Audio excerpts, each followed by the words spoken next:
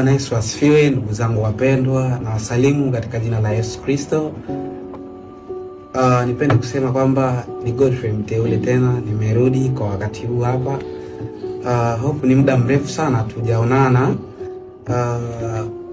Lakini lilikuwa ni jambo tu la kifamilia na kuendelea kujiweka akili kuwa sawa, na niseme kwamba nimefanikiwa kwenda hospitali, mimi pamoja na kakaangu Kusa. Tulipofanikiwa kufika hospitali, majibu nimeyapata, na kama majibu nimeyapata kwangu sio majibu mabaya, ni majibu mazuri tu, kwa sababu siwezi nikampinga Mwenyezi Mungu.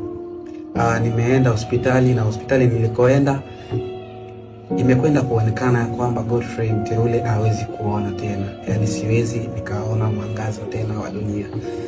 Lakini siwezi nikajisikia vibaya, kwa sababu kila kitu kinatengenezwa na Mwenyezi Mungu, na kama Mwenyezi Mungu ametengeneza kitu, basi tutaendelea kumfanyia kazi hivi nilivyo.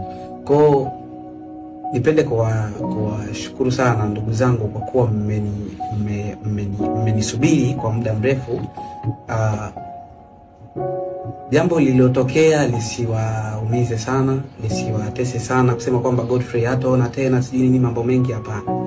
Godfrey mwenyewe ameridhia kuwa hivi kwa sababu mimi ni mtumishi wa Mungu, naelewa Mungu anakusudi gani na mimi. Kwa hiyo nisiwaumize sana, lisiwatese sana kusema kwamba Godfrey hataona tena sijui nini mambo mengi, hapana.